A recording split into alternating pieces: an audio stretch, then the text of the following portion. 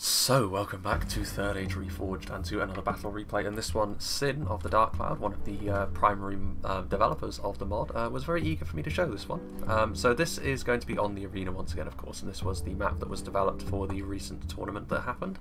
And it's a map that I said last time I showed it that I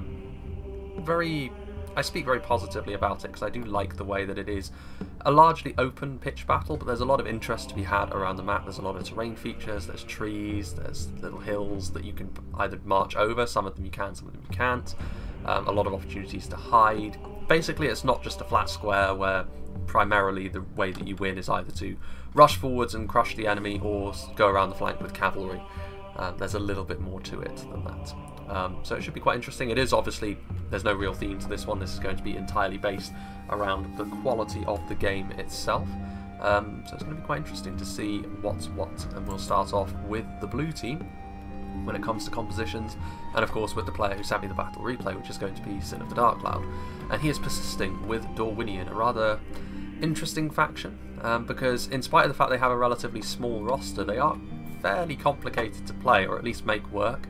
I do think you have to be reactive with Dorwinion a lot of the time. They can definitely withstand the initial push of an enemy assault, and it's then how you respond to that, which determines how well you're ultimately going to do in the battle, which is easier said than done. I do think that Dorwinion, in spite of their small roster, like I said, are kind of tricky to play, or at least play correctly. And Sin, he's sort of moved on from Numenor, and he's instead going to be, he's been playing as Dorwinion.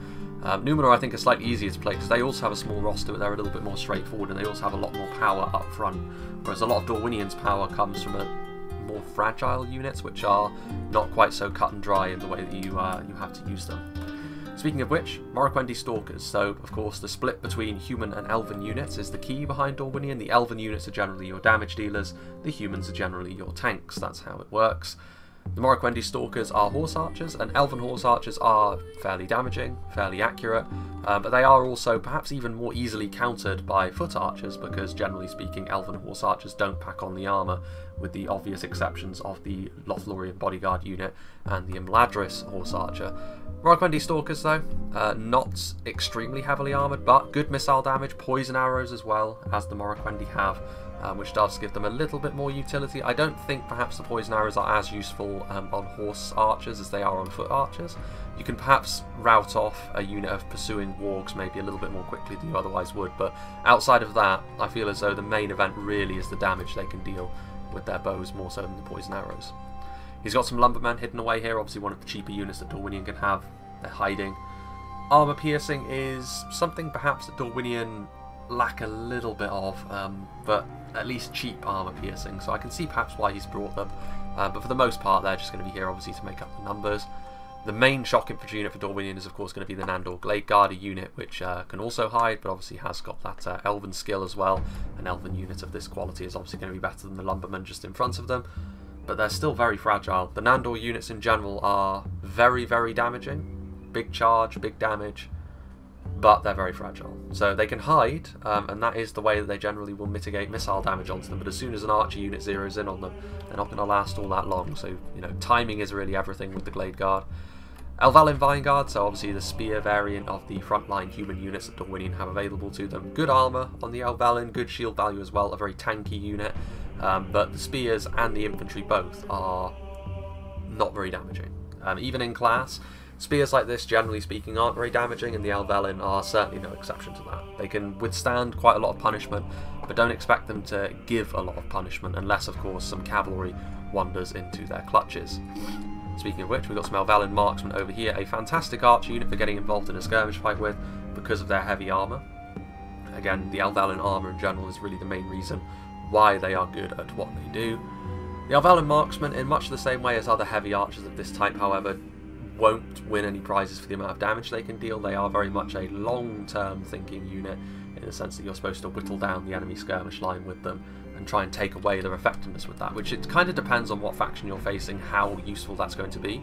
Against an elven faction, for example, that's going to be very useful indeed, but against another human faction, the gains you're actually getting from that are going to be relatively limited, especially when you consider other similar units that have the same sort of philosophy, like the Caer Andros marksman or the Bardian marksman, have another purpose at being decent in melee.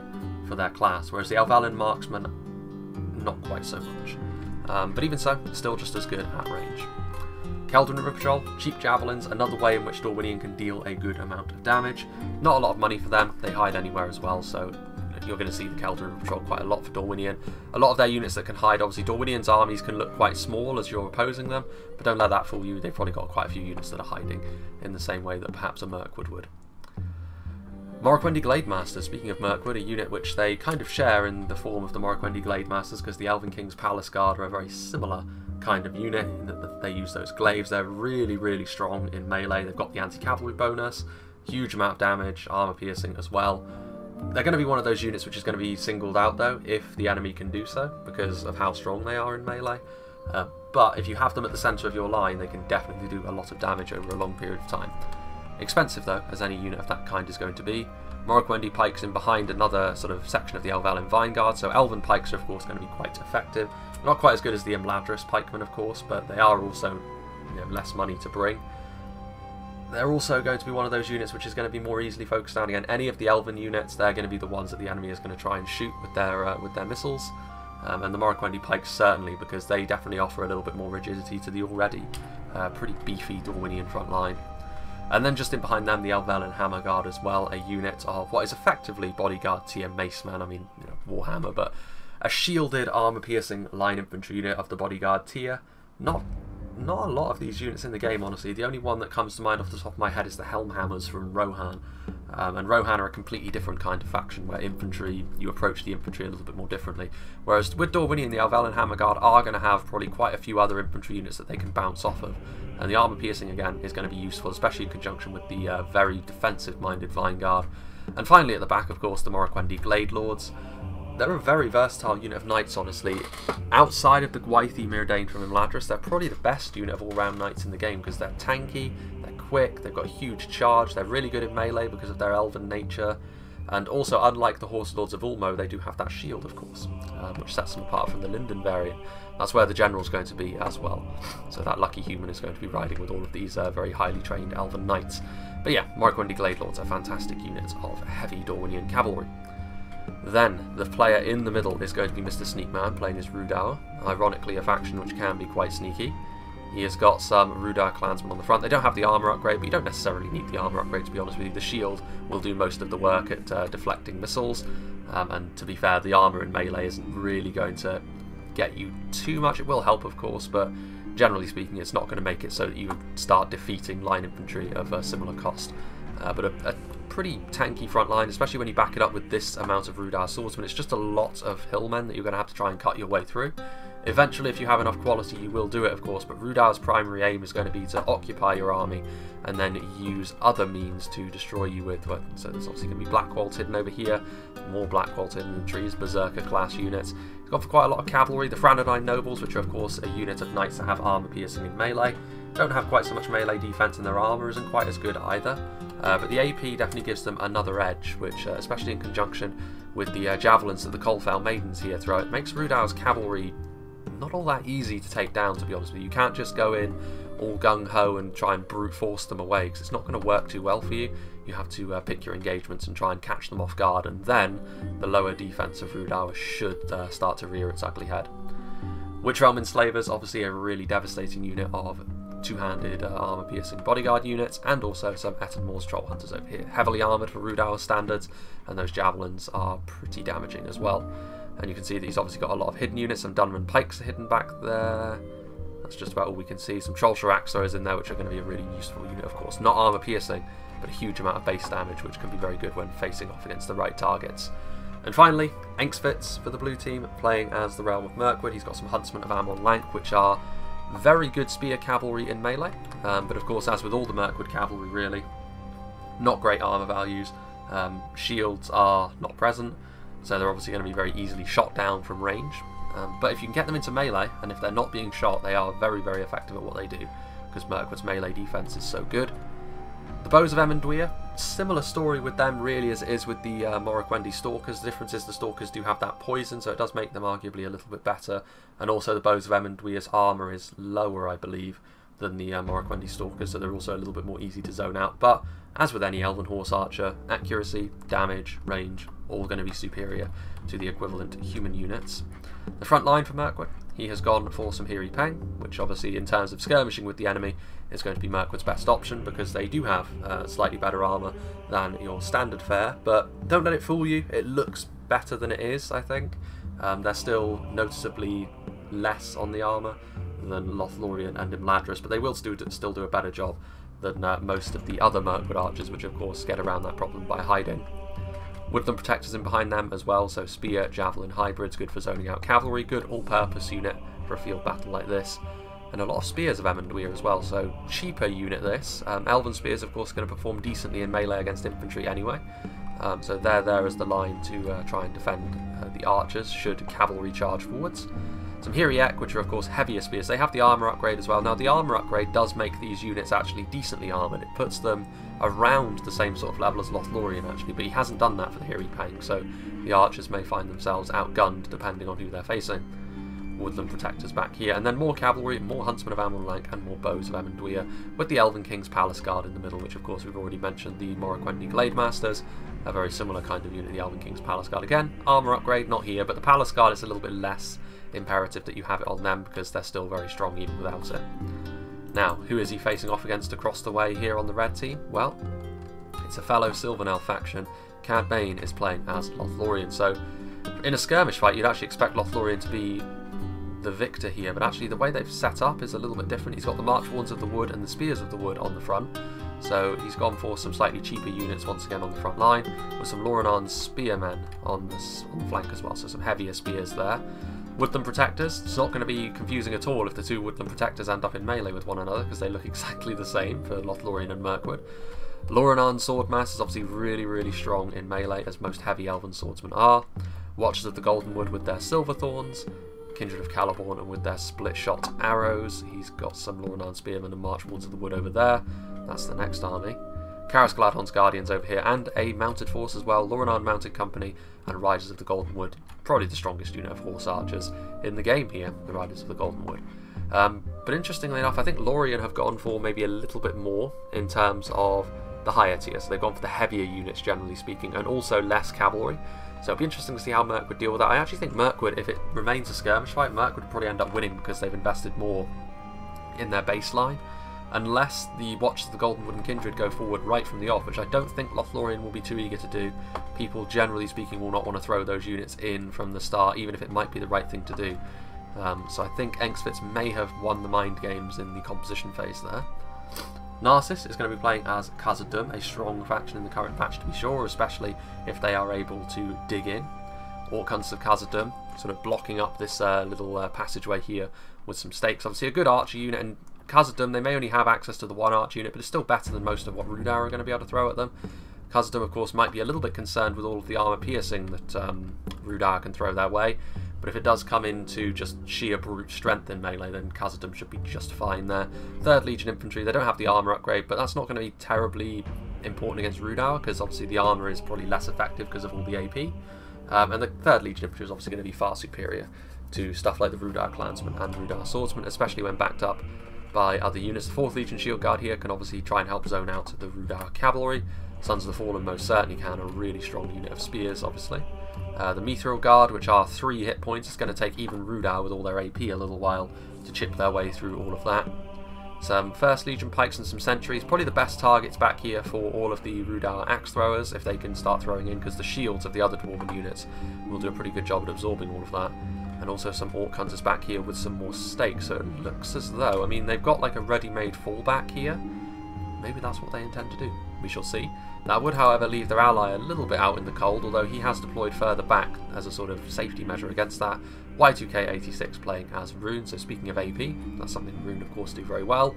The classic combination of Dragon's Wrath Warlords and Camel's Dragon Knights, the multiple HP Lancers, and of course the heavily armoured Knights. You want to be a little bit careful with this in this particular situation, because you could end up sandwiched between Dorwinion's Elven Cavalry and Rhudaur's Armour Piercing, which is not what you want with Rhune's Heavy Cataphracts, but as long as you can choose your engagements well, they should be a real asset here, because that's a lot of strength they've got there. E-Strong crossbowmen, the only example of crossbows we've seen on the field. They have the armour upgrade to make them a little bit less vulnerable to all the archers that are on display today, but even so it's not going to save them against some of the really strong damage dealing archers. If they can get into the right position, crossbow bolts are notoriously strong. Fully upgraded E-Strong clansmen with Gamprin backing them up. This is a very numbers focused front line, which is interesting. They perhaps fancy their chances of trying to overwhelm Dorwinion through sheer numbers, which is maybe not the worst idea in the world. The Flagrim, while they are useful against the Elvelyn aren't really your primary concern when facing Dorwinion. It's the Elven units, which the Flagrim maybe won't be so efficient against. So it's not too surprising to see that they've gone for maybe more E-Strong clansmen. They do still have the Flagrim, but not perhaps in the same sort of numbers as you would normally see blanketed across the front line with the Gamprin.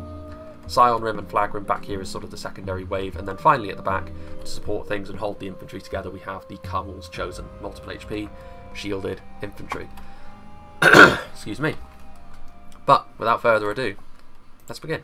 So this is going to be interesting. It's an interesting matchup, this. I think both sides have got a lot of good tools at their disposal. Obviously, both have got a Sylvan Elf faction to really handle a lot of the high-quality skirmishing.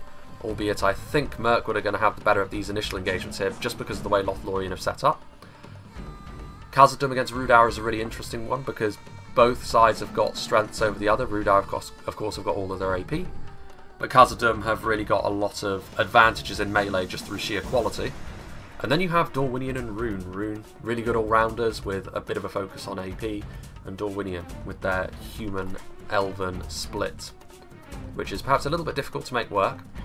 But if you can get it right, enemies can find themselves floundering in the face of your unmoving wall of Elvelyn and getting themselves torn to pieces by all of your Nandor units. These Spears of the Wood are really not doing very well against the Elven skirmishers from the front though. Like, I can see why Cad Bane is holding his position. He's thinking, I've got my shields pointing in the right direction, all should be well. But all is not well, because these are quality heavy Elven archers with a lot of base missile damage. And these shields are not really all that good. Combine that with the fact as well, the Spears of the Wood are a very lightly armoured unit. Lothlorien don't struggle for armour in the same way as Mirkwood do perhaps, but still not great for them on this occasion. Meanwhile, these Lorwyn Swordmashers, Cad Bane, very, very slow to react here, and I think he's trying to get his archers up onto the hill, but as he was looking away, that's not a good charge for him to take, because these Lorwyn Swordmasters are very expensive, and as if that wasn't enough, these Huntsmen of Amon-Lank are really not all that difficult a unit to actually counter with your archers. You can see here that I think what Cad Bane is trying to, and he is falling into the trap unfortunately, where he really needs to, when these Huntsmen of Amon-Lank are charging forward, just open up with both barrels, with both of his two high quality archer units, because they would combine together, they would shred through the Huntsmen of Amon-Lank so quickly. But as a result, he's holding his position. This is almost Corrigan-esque, I would have to say, with how he's just leaving his men in formation even though they're getting ripped to pieces. And yeah, these Huntsmen of Amon-Lank have already got quite a good amount of value. Now you can see the Lorwyn Swordmasters getting off. I mean, Cad Bane is now trying to sort of move around, but it hasn't started well for him. He has got these archers and spearmen up on the high ground over here. These Marchwarns of the Wood are firing down into Mirkwood, but Mirkwood really have battered Mirkwood here in the early stages. It's been a terrible, terrible start for Lothlorien, and they are not showing any signs of recovery. And when this starts to happen, the Allies can't afford to ignore this anymore. I mean, yes, it's poor play from Lothlorien, dreadful play, in fact, but you need to come to their aid, because if you allow Lothlorien to be torn to shreds by Mirkwood, you're going to lose this battle very, very comprehensively. Rhun have got cavalry. They could be running over here to support. The Dwarves have got some archers. They could be moving over to help zone out this cavalry. Neither of them are showing all that much willingness to do that though, which again is just signs that the red team, slowly but surely, are going to start to really feel the pinch here. Hiri Pang have already done their job at this point. They've managed to put some really good dents into the Spears of the Wood, the Marchwarns of the Wood, firing forwards all of this Mirkwood cavalry, which is a real risk, honestly. Like, Engsfit's like to bring these lightly armoured horse archers and the unshielded spear cavalry against Lothlorien of all factions was very risky, because Lothlorien are definitely a faction which can deal with this very easily. You can see here that in just a few volleys, really, the bows of Amenguir are, you know, very rapidly starting to fall by the wayside. What have we got going on over here? Some Karos Galadhon's Guardians finding themselves in range of the Hiri Pang, who are immediately opening up on them. Lothlorien have now reacted, but it took them far, far too long to do that. Very poor, I must say. Rhun getting into position. I mean, at least now, Rhun and Khazad-Dum, I mean, again, like, they're getting into position now. Like, Lothlorien have shifted their formation. Khazad-Dum are sending over some support. Rhun are now getting over here, but it was all very slow from the red team, which is unfortunate. Meanwhile, the Riders of the Goldenwood are over here, and this might be the reason why, honestly, Lothlorien have been trying to skirmish with this Dorwinion cavalry over here, but this is an inconsequential fight in comparison to having a lot of his infantry get devastated by Mirkwood on the other side. Because if that wasn't enough, he's losing this fight over here as well. The Lorien Mounted Company are easily being chased away. The Riders of the Goldenwood, which individually are a really strong horse arch unit, but you can see here the sheer numbers of the Morroquendi Stalkers are just really giving them the business, and that's a real problem. If he was going to come over here like this, he needed the backup of the heavier runic cavalry in order to make this work, I think. But as it is, Sin has delivered, again, another stinging set of losses to Lothlorien. And then, oh dear, oh dear, oh dear, oh dear, oh dear, oh dear. Sin, why were you so eager for me to show this one?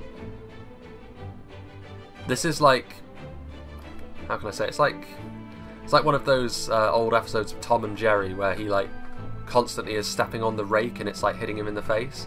That's what I feel like when I'm watching the Lothlorien player at the moment, because it's gone absolutely abysmally for him in the early game here.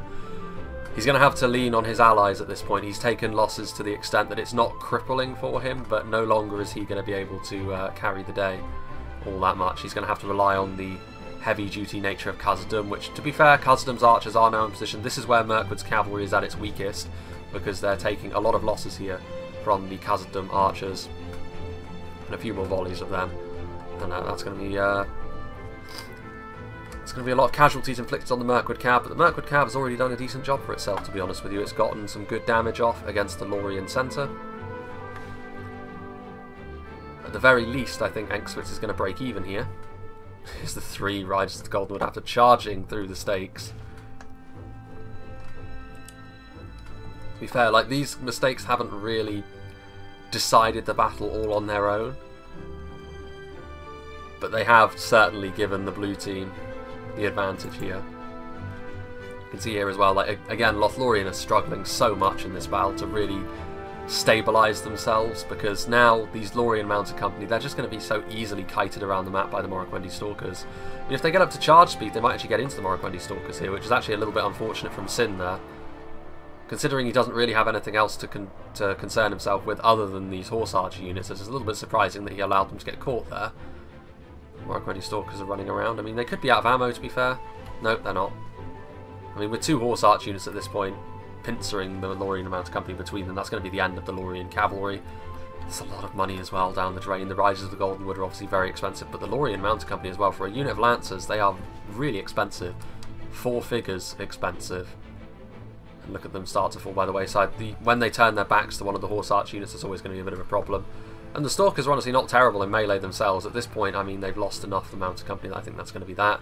And the Glade Lords are on their way over, and they'll just dumpster what's left of the Mounted Company. Meanwhile, the Mirkwood Cav continuing to do its thing. They're being chased around by the Dragon Knights.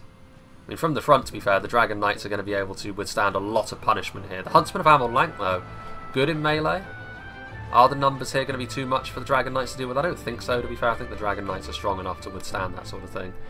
But they're continuing to zone out that Cav. The Scion Rim are back here as well. The infantry engagement is still showing no signs of getting underway for the time being. That's not too surprising. Lorien, Khazad-Dum and Rhun have definitely formed up a pretty intimidating looking defensive web. So they definitely need to consider their options here, the blue team. They want to sort of secure their position, try and pull this defensive formation apart just a little bit before moving in. And let's not forget as well, Mirkwood perhaps don't have the army best suited for brute force. That might have to come to Rhudaur's AP and Dorwinion's combination of Elvelyn and Nandor. Meanwhile, over here, a bit of a surprising move from the March Ones of the Woods to go after the Vinegard. I mean, they are getting some kills, to be fair, because the Vinegard were out of formation. Their shields weren't pointing in the right direction, but they are now. And the Vinegard are ultimately not that important of a unit, to be honest with you. I mean, in terms of melee strength, you'd actually be better off going for the Hearing Pain. or even the Woodland Protectors that are right there. But they have now stopped firing. So, I think Rhudaur are going to play a pretty important part going into this late game actually, because they really haven't committed anything so far. They haven't needed to. And, based on what we know Rhudaur's strengths are, it will be very interesting to see if the formations of what have become the defenders hold up to the kind of punishment that Rhudaur are well known for being able to dish out. There's still skirmishing happening in the bottom portion of the map. The Coldfell Maidens have actually moved forward now, in combination with the Bows of Amenduir. With the Coldfell Maidens as well, that's the sort of thing which will send the runic units scurrying backwards, because those javelins can be very, very nasty. In combination with the rather skillful Mirkwood Spear Cavalry, even the very finest that Rhun can field will perhaps not want to rush into the lion's jaws. All kinds of Khazad-Dum are coming back here. I mean, that is something. The Coldfell Maidens are shielded, but they're still not brilliant against archers, to be honest with you. These Marchwardens of the Wood have come forward even further. What are they going to be firing at? They're going to be, well, I mean, they're now in full range of the Elvalin Marksman, which is going to be very, very easy for the Elvalin Marksman to win a skirmish fight with the Marchwardens of the Wood, and the Marchwardens are not even firing back at the Elvalin, so they're going to try and do some damage to the Rhudaur clansmen. Again, they're firing into effectively basic spears, which they're going to get some kills, but it's not really useful. It's not really going to advance your team's goals all that far. Like if Rhudaur, if you asked Mr. Sneakman which unit he would want to be shot by elven archers in his composition, he would say the Rhudaur clansmen, because they're shielded, they're reasonably cheap, not all that important to his cause in the long run, and that will be that. Mirkwood, meanwhile, starting to move forwards a little bit more, trying to sort of reorganise themselves. They do need to be a little bit careful, because as soon as the Watchers of the Golden Wood and the Kindred of Celeborn do start firing, Mirkwood's army will not respond too well to that, I do not believe. Elven King's Palace Guard. You can see actually how much money Mirkwood have spent on a combination of their archers, but especially their cav, which has not come cheap. They've done a good job with their cav so far, but it does mean that they're going to need maybe a little bit of backup from their allies when it comes to moving forward down this way. Because I think Lorien, with what they have invested in, even with the losses they've taken, they should still be able to withstand that Mirkwood push, with the right support from the Kindred and the Watchers.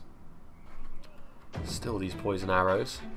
What are they firing at now? Witch-Rum Enslavers? I mean, it's unlikely they're going to kill many of them, though, to be fair. Multiple HP. They might kill the odd one or two. But the rest of these Marchwardens are going to be relatively easily diffused by the Elvalin Marksman in the meantime. So you have to ask yourself, is that worthwhile? Probably not, but cavalry's on the move once again. Again, the blue team, I mean, I can see why at this point the red team are not going to move forward, because they took losses, Lothlorien especially took losses early on, to the point where you can definitely say that the blue team have had the better of the early sort of back and forth skirmishing phases. So I do think it's perhaps the onus is now on the blue team to try and capitalise on the gains they've made and move in. And you can see that's what they're going to start to do. Elvalin Vineguard are going to come to the aid of the Mirkwood push. But I still think, the main event is going to happen over here. The cavalry is still present over on this side after all. And as if that wasn't enough, you still have that very numbers-heavy Rhudaur push. Meanwhile, a lot of Khazad-Dum are coming down here. I think this is maybe a little bit of an overcommittal from Khazad-Dum down here into the south of the map. I mean, yes, they're going to push the Mirkwood cavalry ever further backwards, but these are all units which could be very useful on the front line. Like if Rhudaur does a lightning strike forward now, look at all of these units that are not going to be in position ready to receive the enemy. Lots of archers. The Sons of the Fallen are back here as well, a very good unit for holding a line. I mean, I think based on the pace of things, like, it's all going to happen all at once here. There's been sort of half the match has been taken up by the skirmishing phase, the back and forth. I feel as though when the blue team do decide to make their move, it's going to be a very violent and very bloody fight that happens very quickly. Lothlorien is going to try and take advantage here of the high ground with their Kindred. This is of course going to expose them to all of the advancing attacking archers. I mean, here we go. Elvalin Vineguard in first, Spears of Amenduir in behind. There's a lot of spearmen, to be fair, so not a lot of fast damage dealing types. There's the Greenwood Watchers going forward as well. The Assassins, if they get on the right kind of unit, they could be very, very handy indeed. I mean, with all these spears leading the way, it's going to be a little bit more difficult for Rhune's cavalry to do their thing. Mirkwood are going to be overloading from the flank as well. Greenwood Watchers are there, the heavy spears in the Hiriek, and the Palace Guard are also going to be following through as well. Which means the Palace Guard are probably the single strongest melee unit over here. The Watchers of the Goldenwood are strong, but they're a hybrid unit. Palace Guard all about their killing power in melee. This is interesting. Lothlorien are the ones that are actually moving to engage Dorwinion. So the Spears of the Wood are coming in. The Lorenan Spears are also doing the same, but I mean numbers-wise, the Spears of the Wood took a beating early on. And so I think Lothlorien actually moving forward to meet their advance is actually a bit of a mistake there. In come the Swordmasters again though, they have been depleted because of those cavalry charges early on. In come the Lorenan Spearmen as well. The Javelins are coming forth from the Woodland Protectors at this point. Marchwards of the Wood doing their thing. I mean, Rhun are on their way over now, but it's all been, again, a little bit delayed, a little bit slow from the red team. They weren't really unified in that, clearly. I think maybe Lorien's allies there weren't expecting him to move forward in that way, lurch forward to meet the enemy before they were ready. But I would also say that maybe his allies were just not really in the right sort of position to take advantage of that. The Iron Watch of Mirrormere, which I missed in the composition phase somehow, opening up onto the front line. Definitely the sort of thing you need to be on the lookout for. I'm surprised actually that Rhudaur are still holding their position. I mean, considering the gains they're making, Khazad-Dum are having to send more and more support over here. As soon as there's enough of an advantage, Rhudaur will probably move in to try and deal with the lower tier Eastron units and the Gamprim that are supporting them. The Iron Watch of Mirrormere are doing just as much damage to their allies actually as they are their enemies. The Alvelin Hammer Guard are here, starting to stream over the hill, gaps being found in the formations at this point. Nandor Glade Guard going to charge down into the Flagrim. Yeah, the front line at this point is far too thin. They're going to need to rely on the Iron Watch of Mirrormere to really do a lot of damage there. Climbing up the hill from this side, we have the Enslavers backed up by some marksmen. They're going to kill the Marchwards, and they are then presumably going to start advancing down here as well to start moving through the middle. Camel's Shadow Guard, a pretty similar unit to the Nandor Glade Guard actually in terms of function. There's more Nandor Glade Guard. Trollshire Axe Throwers moving in, so Rhudaur also sending forward some support. The Axe Throwers should be exactly the sort of thing that you can go after some of the more fragile units with. Meanwhile, there's Nandor Glade Guard getting turned to paste by the Iron Watch, but there's only so many foes the Iron Watch can deal with at once. There's more cavalry roaming around in the back lines. Again, it's a very violent and fast battle. This actually going to go down to half speed, I think, just to try and catch everything that's going on. The Hiriek going up against the Swordmasters. The heavy spears will lose to the heavy swordsmen, but the Greenwood Watchers are on the way in, the assassins, which should turn this fight around. I don't know what the Mithril Guard are going to do, but of course any fight they go into, you'd have to say they are going to change for the better, for the red team's perspective. Helmy King's Palace Guard still biding their time and waiting. It was definitely a good engagement this from the start for the blue team, but I do think they need to start, you know, pushing from the other side as well with Rhudaur. I think the time is now, and Mr. Sneakman seems to agree. He's going to start moving in. Now that a lot of the Dwarven units have started to make their way over to try and stop the rot happening over here, considering that Lumbermen and Nandor Glade Guard started to find a few gaps. I mean, to be fair to the red team, they were able to close that door fairly quickly. The Camel's Shadow Guard getting over here and making it so it wasn't just a complete free pass to get into their rear lines. Eastron crossbows are firing away. Kindred of Caliborn have got their two blades drawn. The Watchers of the Goldenwood, meanwhile, have taken heavy damage from something. That could be the Greenwood Watchers, actually, with their throwing daggers.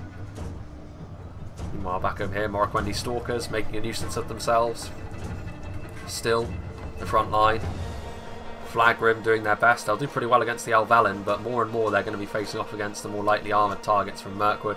In come the Trollshire Axe Throwers, offering their support. High base damage on them.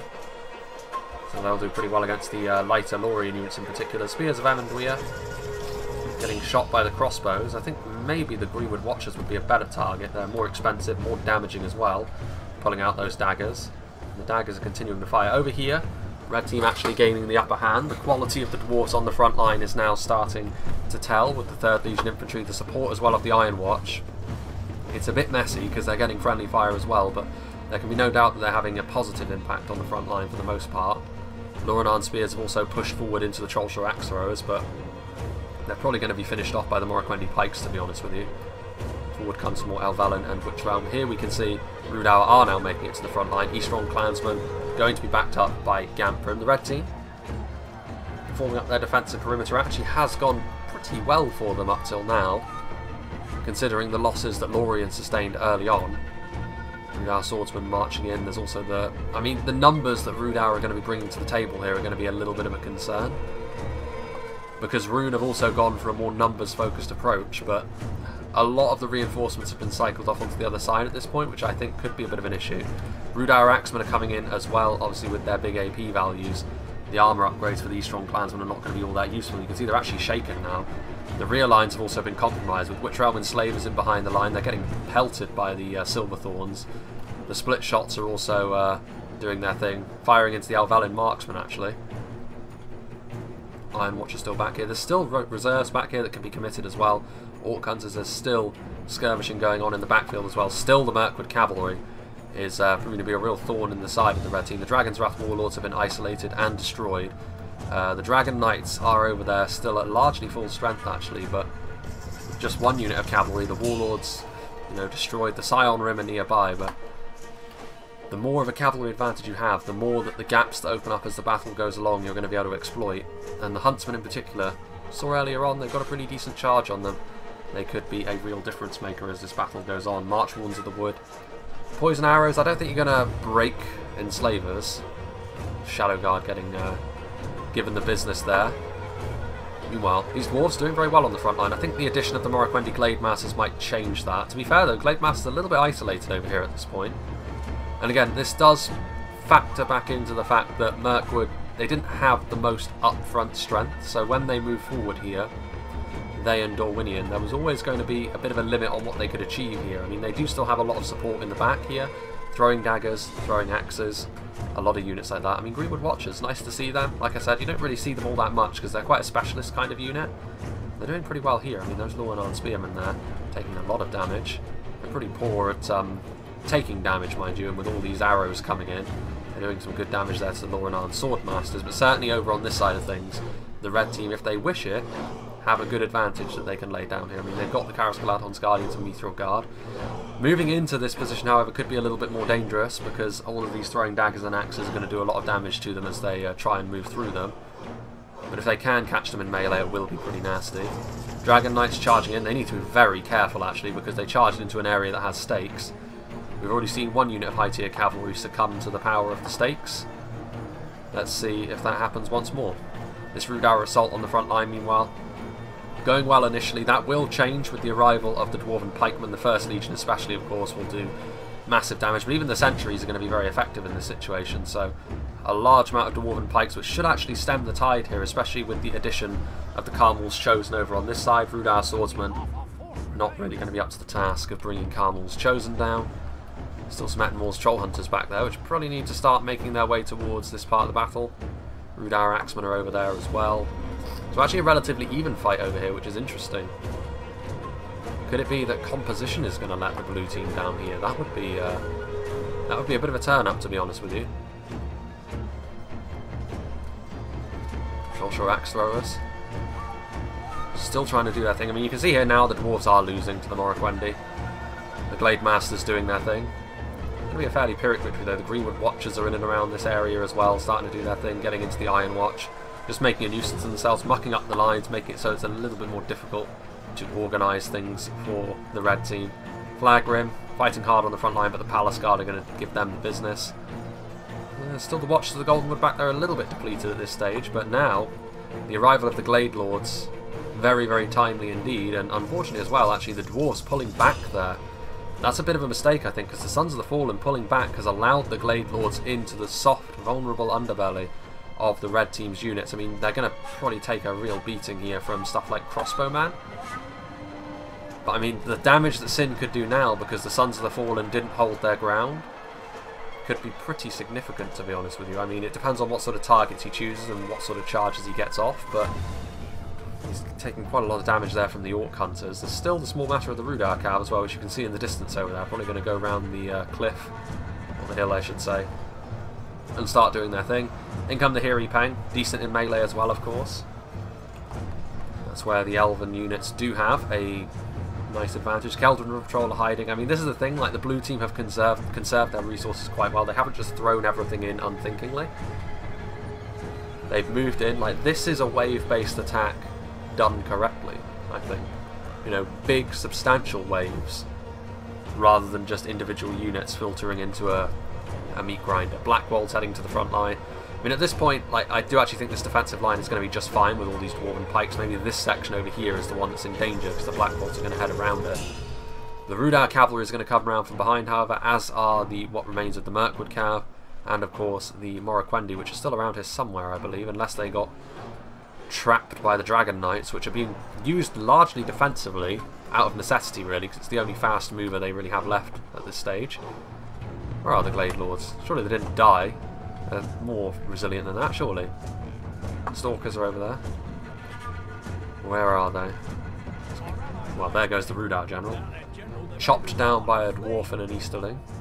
Some Scion Rim out here. Amusingly, there is actually still a couple of Dragon Warlords left. I can't see the Morroquendi Glade Lords. That's rather peculiar. They must have fallen by the wayside, I suppose. Well, that might be them in the back. There goes the Runic General. Yeah, that's them over there. Okay. So they were pulled back. I mean, they did take a bit of damage, to be fair, but they definitely caused a bit of panic, I think. I would still say I think the blue team are going to win here. I think they've conserved their resources quite nicely. So have the red team, actually. As the battle has gone along, the red team had a pretty rotten start, but they have stabilised pretty well. The quality of the dwarves has definitely helped them do that, because as the battle has transitioned into a more melee-centric phase, they've definitely done a good job at showing their quality. You can see there where the first Legion were, there's just nothing left of the Rhudaur assault at this point. It goes to show how brutally powerful they are. Meanwhile, go up to full speed again. Kindred of Celeborn taking a full charge from the Huntsman of Ammon. Like this, I think is going to be the problem with the arrival of the Rhudaur cavalry, and what I would imagine will be the Franadine nobles. That's another whole unit of fresh knights they can send in. Anything they charge into is going to be destroyed pretty quickly. It's more easy to deal with the Rhudaur knights than most other knights, to be fair, because of their lower armour and melee defence. Are they going to go into... Yeah, they are. They're going to get a nice charge as well into the Carmel's Dragon Knights, and their AP should serve them well in melee. Unfortunately, though, the Kindred of Celeborn are also going to be able to contribute to that fight. But still, the rear lines have been compromised. Coldfell Maidens are going to use their javelins to pretty good effect here, throwing them into higher tier Dwarven units as well. Going to do some good damage there to the Sons of the Fallen. In come the Morroquendi Stalkers. Again, it's the chaotic nature of this fight at the moment. There's not really front lines anymore at this point, and I just think the blue team are going to have more capable of dealing with the challenges that lie ahead. A lot of the Dwarven strength, after all, still lies in this front line over here with pikes, and if you don't organise around pikes, you're going to be in trouble. Even something as strong as the First Legion are not going to do well unless you're organised. Alvelin Marksmen are over here. Kindred of Celeborn are trying to shred through the Franadine nobles. It's going to take a little bit more than that to kill them, though. Their multiple HP will still help them to a certain extent. The Rhudaur Axemen and Ettenmoor's Troll Hunters have arrived on the scene, putting more pressure onto the Rhun line. And Rhun are going to fall away, I think, here. At this stage. Again, like the Dwarven units, you can see that as the fight has worn on, the Dwarves are the ones that are still standing. Lothlorien taking damage early on, Rhun not having quite the same level of staying power. Individual pockets of Dwarven resistance, including the mighty Mithril Guard, still standing. In come the Elven King's Palace Guard, actually getting into the rear of this pike formation. So, I mean, that's going to be good for them. The Coldfell Maidens charging into the Kindred of Celeborn there. A good charge as well, a very good charge. Cutting them down. Scion Rim are over there. Coldfell Maidens, I think, have got caught by the Scion Rim, actually, but that's not going to be too much of a concern. There's Black Wolds nearby, so they can start jumping onto the Scion Rim as well. Daggers thrown into the back of the Sons of the Fallen here. These Sons of the Fallen stopping the advance of the Woodland Protectors, and they should do a pretty good job at that. 4th Legion Shield Guard as well. You can actually see that the Dwarven Infantry is still of good quality. There's still the Karos Galadon's Guardians over here as well, which Keldon River Patrol are not going to be able to kill them in melee, but they will occupy them. More arrows coming in. Morroquendi Glade Masters are still alive, to pretty healthy as well, so they did a good job earlier against the Dwarves, as you'd perhaps expect. They've got all the right tools for dealing with them. What have we here? Defeat is a distinct possibility for the Gamp Rim. Completely surrounded, well, not surrounded actually, the pikes are still there, holding their flank. That's a lot of javelins coming in there from the Keldon Patrol, going after the Mithril Guard. You can see at this point it's a little bit jagged, but mostly the Dwarves and what's left of Rhun are being surrounded here near this small hill. The Palace Guard are doing their thing as well. Ettenmoor's Troll Hunters, javelins, and I think that's been a key as well. I think the supporting units for the blue team have been used far better. Throwing daggers, javelins, throwing axes, archers, horse archers, all of them have been used to pretty good effect. And they need to be. There's Haldir finally falling by the wayside, but they do need to be. If you're going to bring that level of sort of range support into a battle, you need to use it really well, because you don't have the infantry strength or numbers to fall back on if it all goes wrong. And credit to the blue team, because it didn't all go wrong as they continue to push forwards. Mithril Guard obviously going to be a tough nut to crack here in the late game. Nandor Glade Guard actually, armor piercing. Shock infantry, but not really enough of them left to bring down the mighty Mithril Guard. Sentries, victory seems certain. The Glade Masters are also over here. I mean, slowly but surely, the dwarves are going to fall by the wayside. The Black Wolves are still over here. Another good unit for fighting the dwarves, honestly. If you can get them onto the right targets early on before their hit points are gone. Exactly the sort of thing that's going to be quite useful. In the background there, I think this is going to be Scion Room against Black Wolves. Indeed it is. Pretty much two opposing philosophies. All attack, all defence. But in this particular game of rock, paper, scissors, the Black Wolves should win it, honestly. Although the Black Wolves were already in melee, so their hit points are probably already gone, which actually, with that in mind, they're very bad at keeping themselves alive without their hit points, so the Scion Room would actually probably win that. That's the key behind Berserker units. Early on, very, very effective. As the battle wears on, however, they start to become less impressive. Rhudaur Swordsman, victory seems certain. Only a fool could lose this battle. Marching forward with their hexagonal shields. First Legion Pike still alive, but again getting pelted by the Kelton River Patrol. And now they're going to get swamped in melee by Ettenmoor's Troll Hunters. And it has evolved into a very interesting game. You have to ask yourself, if Lothlorien didn't make those misplays early on, what would have been the result here? Because Lothlorien would have put up far more resistance to the Mirkwood Dorwinion assault, I think, with more Swordmasters. Their Riders of the Golden Wood really didn't accomplish anything of note. A lot of their light spearmen died early on. I still think if they had played in the same way in the late game, I still think the blue team would have won even with that. But it would have been a little bit more rocky. And again, it was a bold move from Engsfitz to bring the composition he did. I think 9 times out of 10 that composition probably wouldn't work against Lothlorien. But on this occasion it did. And Khazad-Dum, as resilient as they are, as much staying power as they have, all they're succeeding in doing here is prolonging the inevitable. Mithril Guard getting surrounded on all sides. There's Morroquendi Glade Lords, Rhudaur Swordsmen, Black Wolves, Troll Hunters all around them. It'll take a little while, but they will fall eventually, I promise. Well, these Sons of the Fallen are also doing a pretty good job over here.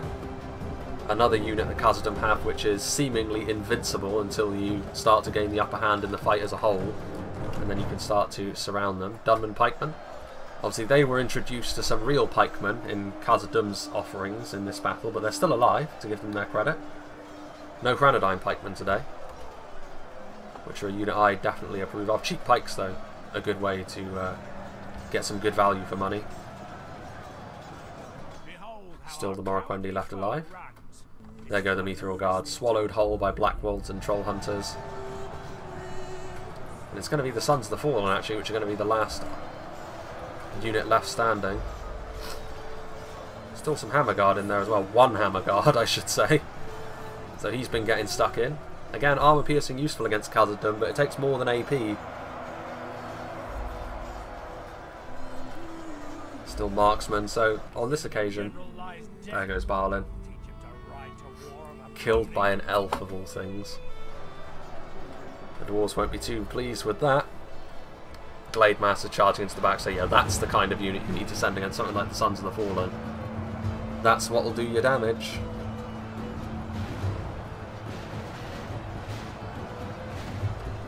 Let's see here, and that is just about that. So I mean,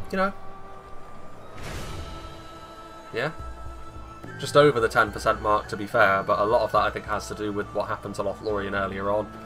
And ultimately I think the blue team were good value for that. I think that is a good example of a wave-based assault done right. There were basically 3 waves. The initial assault over here, the initial assault over here, and then the follow-through with the cavalry at the end. That's how you do waves. Big waves. Not like 5 or 6 waves that are tiny, that will get you killed. But that was how you do it. And so yeah, I think really the fate that befell Lothlorien, which considering that's a player I've not seen before, whereas everyone else in this lobby was, perhaps that's the reason why.